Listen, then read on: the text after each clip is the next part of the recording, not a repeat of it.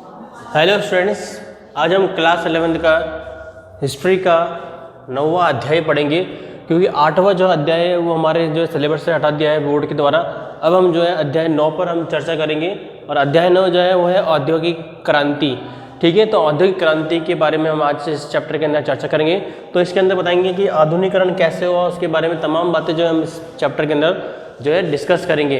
तो पिछले भाग में जो हमने मध्यकालीन और आरंभिक जो है आधुनिक युग विश्व की कुछ महत्वपूर्ण ऐतिहासिक प्रक्रियाओं का अध्ययन भी हमने किया है, और अगर सामंतवाद, यूरोपीय पुनर्जागरण और यूरोप तथा अमेरिका के बीच संपर्क तथा टकराव। तो जैसा कि हम आप समझ सकते हैं कि आधुनिक विश्व को बनाने में जिन घटनाओं का योगदान रहा है वे इसी समय हुई, और ख़ासतौर पर 15वीं शताब्दी से मध्य से, यानी जो 15वीं शताब्दी के आसपास, 15वीं शताब्दी के मध्य से, ठीक है। तो 15वीं शताब्दी के मध्य से जो है ये घटना शुरू हो गई, यानी औद्योगिकरण जो है शुरू हो गया। नए नए आविष्कार, नई नई खोज जो है उसने मानवीय जीवन को बदल के रख दिया। ठीक है, तो इसके बारे में हम चर्चा करेंगे। तो देखिए, विश्व इतिहास के 2 अन्य पर्यटन ऐसी जमीन तैयार की जिसे आधुनिकीकरण भी कहा जाने लगा। तो जितने भी जो आविष्कार हो रहे हैं उसे आधुनिकीकरण,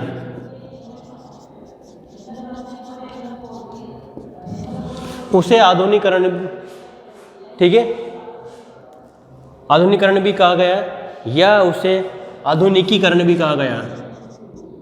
आधुनिकीकरण, ठीक है।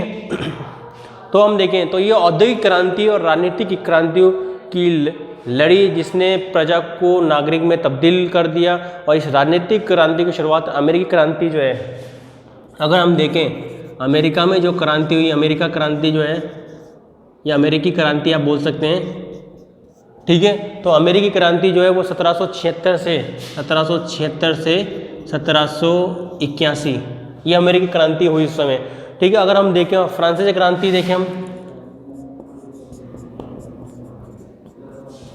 फ्रांसीसी क्रांति जो है अगर हम देखें तो ये 1789 से 1794, 1789 to 94, इस समय जो है ये राजनीतिक क्रांतियाँ हुई। तो ब्रिटेन दुनिया का पहला आधुनिक राष्ट्र रहा, यानी जो आधुनिक राष्ट्र, अगर हम देखें आधुनिक राष्ट्र कौन सा है दुनिया का सबसे पहला, वो है ब्रिटेन।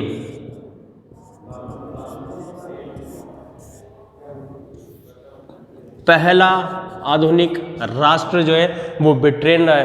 तो अगर हम देखें तो हम देखते हैं कि लंबे अरसे से जो ये समझा जाता था कि ब्रिटेन जो है औद्योगिकरण के दूसरे देशों के औद्योगिकरण के लिए आदर्श नमूना या मॉडल प्रस्तुत किया। और हम देखते हैं कि जब विचार विमर्श करते हैं तो आपको पता लगा कि इतिहासकार ने औद्योगिकरण की संबंधी पहले कुछ विचारों पर प्रश्न भी उठाए, और फिर हालांकि प्रत्येक देश और दूसरे देशों के अनुभव से बहुत कुछ हमें सीखने को मिला है, और इसमें औद्योगिकरण की जो है शुरुआत को जो है बढ़ावा मिला। उसके प्रस्तुत नमूने को अंधाधुंध भी नहीं किया जा सकता। तो अगर हम देखें तो मिसाल के तौर पर हम देखें ब्रिटेन में कोयला और सूती कपड़े, ठीक है, के उद्योग का विकास औद्योगिकरण के पहले चरण में हुआ। तो उस समय जो है गिरा कि ब्रिटेन में जो है सबसे पहले क्या हुआ, एक तो कोयला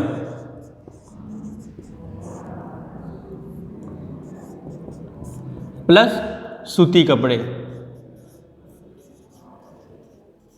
तो ब्रिटेन में जो है कोयला और सूती कपड़े की मिल जो है ये पहला चरण था औद्योगिकरण का, जिसमें जो है ब्रिटेन में इसमें औद्योगिकरण शुरू हो चुका था। तो हम देखें तो ब्रिटेन में जो है सूती कपड़े और कोयला जो है पहला चरण था, और जबकि रेलवे के आविष्कार ने इस प्रकार के दूसरे चरण में शुरुआत की। तो जो है हमारा ये जो है ब्रिटेन के अंदर ये पहला चरण था, यानी फर्स्ट स्टेप। दूसरा हम देखें तो वो था रेलवे का आविष्कार, ये औद्योगिक क्रांति का दूसरा चरण था। ठीक है, तो हम देखें तो औद्योगिक क्रांति जो है ब्रिटेन में शुरू हो रही है, और ब्रिटेन जो है पहला आधुनिक राष्ट्र है दुनिया का। तो वहाँ पे जो पहला चरण था वो था कोयला और सूती कपड़े, यानी ये पहला चरण था। दूसरा चरण है रेलवे का आविष्कार। हम देखते हैं तो रेलवे का आविष्कार लिख देते हैं ताकि आपको ये याद रहे एग्जाम में। रेलवे का आविष्कार जो है ये दूसरा चरण था औद्योगिक क्रांति का ब्रिटेन के अंदर, और इस आविष्कार ने दुनिया के अंदर जो है दूरियां कम कर दी, समय जो यात्रा में जो है अधिक समय लगता था उस समय की अवधि को कम कर दिया और अब बड़ी मात्रा में, भारी मात्रा में जो है कच्चे माल, तैयार माल को जो है एक स्थान से दूसरे स्थान पर कम लागत पर जो है एक स्थान से दूसरे स्थान पर ले जाने में जो है बड़ी आसानी होने लगी, परिवहन लागत कम होने लगी और इस रेलवे के आविष्कार ने पूरे विश्व को जो है उनकी दूरियों को पाट दिया, कम कर दिया। कहने का मतलब ये है। अब आगे देखते हैं हम, तो अन्य देश जैसे रूस, ठीक है, औद्योगिक विकास काफ़ी देर से शुरू हुआ और 19वीं शताब्दी के आखिर में, ठीक है, यहाँ पर रेलवे और भारी उद्योग, औद्योगिकरण के जो है हम देखें तो विकास की चर्चा की गई। तो उसमें औद्योगिक देश जैसे अमेरिका हुआ, जर्मनी हुआ को महत्वपूर्ण जो है औद्योगिक इकाई शक्तियाँ रहे हैं और वह औद्योगिक प्रगति के बारे में जो है आपकी जिज्ञासा भी जाएगी। तो हम देखें तो ब्रिटेन के जो औद्योगिकरण की कितनी मानवीय और भौतिक कीमत चुकानी पड़ी, गरीबी, मजदूर, खासकर बच्चों की दुर्दशा, पर्यावरण का श्रेय, हैजा तथा तथैदिक नाम की महामारियाँ, यानी कह रहा कि ये सारी जो औद्योगिक क्रांति या औद्योगिकरण जो आया ब्रिटेन के अंदर, और इस ब्रिटेन के ने जो है औद्योगिक क्रांति या औद्योगिकरण के लिए बड़ी कीमत चुकाने लगी। और सबसे बड़ी जो बड़ी कीमत चुकाई वो होता है गरीब तबके के लोगों ने वहाँ और छोटे बच्चों ने, और वहाँ की फैली महामारी के कारण। यानी जो औद्योगिकरण हो रहा है तो इससे बहुत ज़्यादा बीमारी फैल रही है और इस बीमारी का जो है खामियाजा जो है गरीब तबके के लोगों को उठाना पड़ा। तो हम देखते हैं कैडमियम और पारे के जहर जो है फैलने से औद्योगिक प्रदूषण के बारे में जो है पढ़ेंगे और लोगों अंधाधुंध औद्योगिकरण के जिक्र पर जन आंदोलन के लिए जागृत भी किया जाएगा।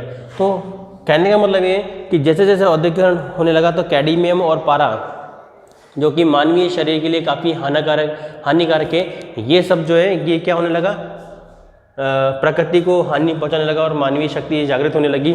तो यूरोपीय शक्तियों ने जो है औद्योगिक क्रांति के बहुत पहले से अमेरिका, एशिया और दक्षिणी अफ्रीका में हिस्सों में उपनिवेश बनाना शुरू कर दिया।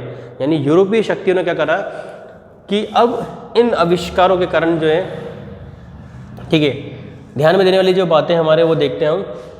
इन यूरोपीय शक्तियों ने जो है एशिया, यूरोप और अफ्रीका, ठीक है, तो पहले तो ये अमेरिका में गए, फिर एशिया में आए, फिर अफ्रीका, वो भी दक्षिणी अफ्रीका, ठीक है।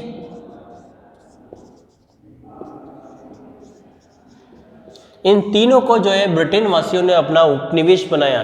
क्यों बनाया कि जब औद्योगिकरण होने लग गया ब्रिटेन के अंदर तो बड़ी भारी मात्रा में जो है कारखाने और मिल खोलने जाने लगी और कारखाने खोलने जाने के कारण जो है अब यहाँ पर जो है क्या हो रहा है, कच्चे माल की आवश्यकता पड़ रही है और कच्चे माल के लिए जो है ब्रिटेन को उपनिवेश बनाने पड़े। Number 1 America, number 2 Asia, number 3 दक्षिणी अफ्रीका। यानी अमेरिका ने जो है अपने कच्चे माल की आपूर्ति के लिए, खपत को पूरा करने के लिए जो है धीरे धीरे जो है अन्य महाद्वीप या देश को जो है अपना उपनिवेश बनाना शुरू कर दिया और अपने यहाँ पर औद्योगिक क्रांति को लाके उनका विकास किया। तो हम देखें तो आपकी यूरोपीय उपनिवेश द्वारा जो है अमेरिका और ऑस्ट्रेलिया के मूल निवासी के साथ किए गए बर्ताव की कहानी बताता है। और अगर हम देखें और भी चीज़ का हम देखते हैं इसके अंदर, तो आबदकारों की बुजुर्गवा मानसिकता ने उन्हें ज़मीन और पानी से जो है लेकर सब कुछ बेचने और खरीदने के लिए प्रेरित किया। और लेकिन मूल निवासी जो हैं, जो वहाँ के जो मूल निवासी थे, जो यूरोपीय अमेरिका को असभ्य नज़र आते थे, का पूछना था अगर आप हवा की ताजगी और पानी की बुलबुलों की मालिक नहीं है तो इसे कोई कैसे खरीद सकता है, ठीक है। तो मूल निवासियों को ज़मीन और मछली जानवरों के मालिकाना जो है हक जताने की ज़रूरत महसूस नहीं हुई और उन्होंने इन चीज़ों को बेचने में व खरीदने के लिए वस्तुओं के रूप में जो है बदलने की कोई ख़ास इच्छा नहीं थी, ठीक है। वो ये मानते थे कि ये चीज़ हमारी है, हमारा ये देश है, तो हमारे जो है इस पर पूरा हक है, देश का हक है। मगर चीज़ों के आदान प्रदान की ज़रूरत थी तो उनमें आसानी से उपहार दिए जा सकते थे। और जाहिर है कि मूल निवासी और यूरोपीय सभ्यताओं और प्रतियोगिताओं की अवधारणा को प्रतिनिधित्व जो है कर रहे थे और मूल निवासी जो है में यूरोपीय अतिवृष्टि ने अपनी संस्कृति को मिटाने के लिए नहीं दिया। और हालांकि 20वीं सदी के मध्य जो है अमेरिकी और कनाडा के सरकार चाहते थे कि मूल निवासी जो है मुख्य धारा से जुड़े और इसी दौर में ऑस्ट्रेलिया के सत्ताधारियों ने अपनी परंपरा को, संस्कृति को पूरी तरह से जो है नज़रअंदाज करने का प्रयास किया।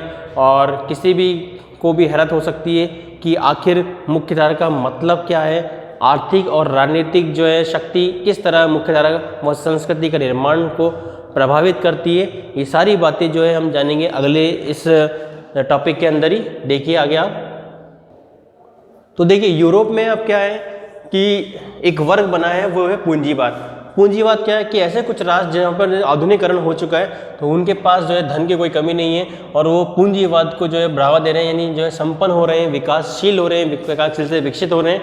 तो देखिए आप, पश्चिमी जो पूंजीवाद व्यापारिक और औद्योगिक क्रांति और वित्तीय और 20वीं शताब्दी के शुरू के में जापानी पूंजीवाद ने तीसरी दुनिया के बहुत से हिस्सों में उपनिवेश बनाए। तो जापान और अन्य देशों ने जो है अपने कई देशों में जो उपनिवेश बनाए, ठीक है, तीसरी दुनिया, ठीक है। अब देखिए हम इसमें से कुछ जो है उपनिवेश जहाँ यूरोपीय गोरे लोग बसे थे, जैसे कि अन्य 20वीं शताब्दी की चीन के उपनिवेशवाद को तीसरी किस्म का उदाहरण है।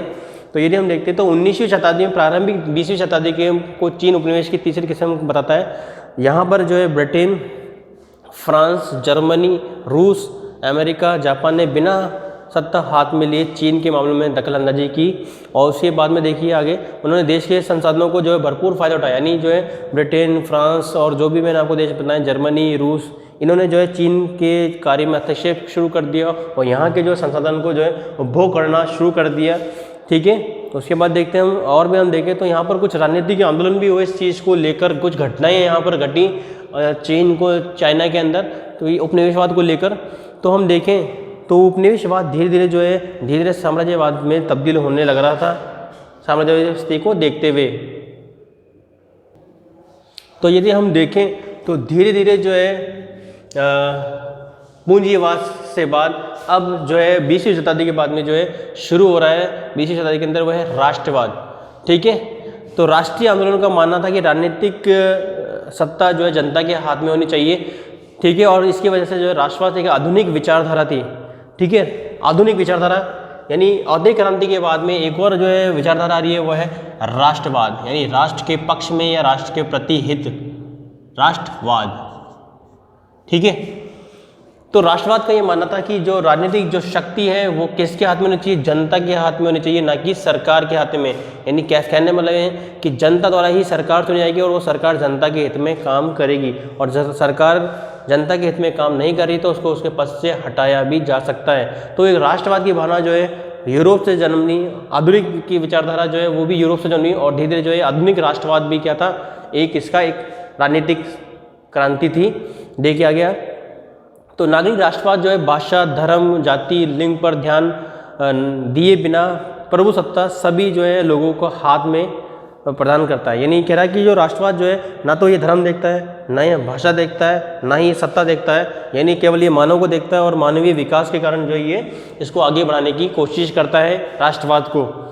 तो ये बराबर जो है अधिकार वाले नागरिक को जो है समुदाय बनाने की कोशिश करता है और राष्ट्रीय और जातीयता धर्म से परे हटकर जो है हम देखें तो नागरिकता को परिभाषित भी करता है। तो जातीय और राष्ट्रवाद राष्ट्रीय एकता को निर्माण किसी भाषा या धर्म या किसी रीति रिवाज परंपराओं इर्द गिर्द बनने में कोशिश भी करते हैं, पर जहाँ लोग को जातीय के आधार पर परिभाषित किया जाता है, समान नागरिकता के आधार पर नहीं, समान नागरिकता के आधार पर नहीं। तो हम देखते हैं तो बहुजातियाँ देश के जातीय राष्ट्रवादी जो है प्रभुसत्ता को चुने हुए समूह समुदायों तक सीमित कर सकते हैं, जिन्हें अल्पसंख्यक समुदाय की तुलना में बेहतर समझा जा सकता है। तो जिन लोगों की संख्या कम है या जिन जाति की संख्या कम है, या चाहे वो भाषीय आधार पर हो चाहे वो जातीय आधार पर हो, उन्हें अल्पसंख्यक की जो है संख्या दी गई है, या जिनकी संख्या कम है अल्पसंख्यक यानी कम संख्या में, तो उन्हें अल्पसंख्यक के अंदर जो है शामिल कर दिया। तो धीरे धीरे जो है ब्रिटेन में एक राजनीतिक क्रांति शुरू होने लगी और वो थी राष्ट्रवाद, ठीक है। उसके बाद हम देखते हैं आगे, और तो देखिए आगे चलते हैं हम इसके अंदर, और इसी के अंदर हम टॉपिक में चलते हैं कि समसामयिक काल में जो है अधिकतर जो है पश्चिमी देशों में राष्ट्रीयता की जातीय जो हम देखें की बजाय समान अधिकारों से परिभाषित करते हैं। एक प्रमुख अपवाद जर्मनी है, जहां पर जातीय राष्ट्रवाद की विचारधारा को लंबा और कष्टदायी इतिहास भी रहा है, और ये इतिहास जो है इस तरह से जो है 1806 में जर्मन राज्यों पर फ्रांस के शाही कब्जे से खिलाफ प्रतिक्रिया से शुरू हुआ। यानी 1806 के अंदर जो है जर्मनी के राज्यों पर जो है फ्रांस का अधिकार जब हो गया, तो वहाँ से ही शुरू हुआ। नागरिक राष्ट्रवाद की विचारधारा विश्व भर में जो है जातीय, धार्मिक और राष्ट्रवाद के साथ जो है प्रतियोगिता करती आई है और यही हाल भारत और चीन और जापान का भी रहा है। तो धीरे धीरे जो है ये जो है राष्ट्रवाद जो है धीरे धीरे जो है टकराव होने लगे और जो इसने देश को कुलीन तंत्र से, तानाशाही से जो है मुक्त कर दिया। तो जैसा कि औद्योगिकरण जो है भिन्न भिन्न तरीके रहे, वैसे वैसे ही आधुनिकीकरण की कई मॉडल देखने को मिले और विभिन्न समाजों में अपनी विशिष्ट आधुनिकता को विकसित किया। और इस मामले में जो है जापानी और चीनी जो है उदाहरण में बहुत समझ आता है। तो जापानी जो उपनिवेश जो है नियंत्रण में आज़ाद रहने से असफल रहा, वो 20वीं सदी के दौरान तेज़ी से जो है आर्थिक और जो हम देखें आधुनिक क्रांति पर हो सका। और द्वितीय विश्व युद्ध में हुई शर्मनाक हार के बाद में जो है जापानी जो है अर्थव्यवस्था पुनर्निर्माण के लिए केवल युद्ध के बाद जो है चमत्कार के रूप में नहीं देखा जाना चाहिए। तो यदि हम देखें तो उन्नति का नतीजा था कि जो जापान ने 19वीं और 20वीं शताब्दी के शुरू में जो बनाने का कामयाब हुआ था। उदाहरण के लिए हम देखें तो आपको ये मालूम होगा कि 1910 के अंदर जो है प्राथमिक विद्यालय पढ़ने के लिए फ़ीस लगभग ख़त्म हो चुकी थी और सब बच्चों के लिए दाखिले अनिवार्य थे। यानी 19वीं और 20वीं शताब्दी के अंदर हम देखें जापान के अंदर तो यहाँ पर प्राथमिक स्कूल के लिए फ़ीस माफ़ कर दी गई थी और सभी को जो है प्राथमिक शिक्षा अनिवार्य कर दी। क्यों कर दी? क्योंकि आधुनिकीकरण। कि जापान में आधुनिकीकरण कब आएगा? जब हम पढ़ेंगे, जब हम शिक्षा ग्रहण करेंगे और शिक्षा का रिजल्ट जो है आधुनिकीकरण के अंदर सामने नजर आएगा। तो इससे हम कहते हैं शिक्षा का आधुनिकीकरण भी कह सकते हैं। तो जैसे जैसे आधुनिकीकरण होता है तो शिक्षा में भी आधुनिकीकरण हुआ और धीरे जो है लोगों का जो है विकास होना शुरू हो गया, जैसे कि जापान के अंदर। ठीक है, अगर हम और भी देखें इसके अंदर तो जापानी आधुनिकीकरण की अन्य किसी भी देश की तरह अपनी दिक्कत थी और लोकतंत्र और सैन्यवाद के बीच जो है जातीय राष्ट्रवाद और नागरिक राष्ट्रवाद के निर्माण के बीच में, जिसमें बहुत से जापानी परंपरा और पश्चिमीकरण कहते हैं। ठीक है, तो इस तरह से जापान में भी क्या धीरे धीरे जो है औद्योगिकरण आया और औद्योगिकरण के लिए जो है शिक्षा को अनिवार्य किया गया।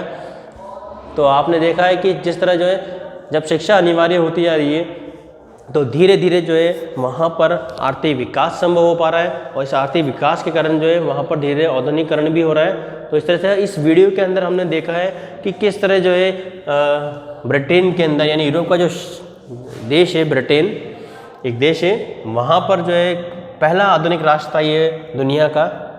ठीक है, तो इस तरह से हमने देखा कि किस तरह जो है औद्योगिक क्रांति यानी आधुनिकीकरण जो यूरोप से शुरू हुआ और यूरोप से शुरू होने के बाद में वो पूरे विश्व के अंदर जो है ये औद्योगिक क्रांति का विकास हुआ और हर अब देश में लगभग जो है उस समय काल के अंदर जो है हर देश जो है इस औद्योगिक क्रांति को अपना रहा है और धीरे धीरे जो है औद्योगिक क्रांति को बढ़ावा मिला। और ये औद्योगिक क्रांति को बढ़ावा कैसे मिला? नए नए आविष्कार, नई नई खोजों के कारण और नए विचारों के कारण जो है ब्रिटेन के अंदर या यूरोप के अंदर जो है औद्योगिक क्रांति की शुरुआत होने लगी। तो हमने देखा है कि किस तरह जो है उस समय राजनीतिक क्रांति भी होने लगी, औद्योगिक क्रांति भी शुरू होने लगी। तो आपने देखा है कि किस तरह दोनों जो है समझ से चलाते हुए जो है राष्ट्र का या देश का विकास भी संभव हो रहा है। तो इस वीडियो में जो है हमने आपको बहुत सारी चीज़ें आपको बताई है। फिर नेक्स्ट वीडियो में जो है मैं आपको आगे की ओर चलेंगे। ठीक है, तो आपको ये टॉपिक समझ में आ गया होगा और ये काफ़ी जो है मोस्ट इंपॉर्टेंट क्वेश्चन भी बनते हैं इस तरह से, पहला चरण दूसरा चरण क्या है, तो आपको ये ध्यान में रखना है और आपको तैयारी भी करनी है एग्जाम के लिए। ठीक है, तो आज की वीडियो में इतना ही काफ़ी है, मिलते हैं फिर नेक्स्ट वीडियो में। थैंक यू, धन्यवाद।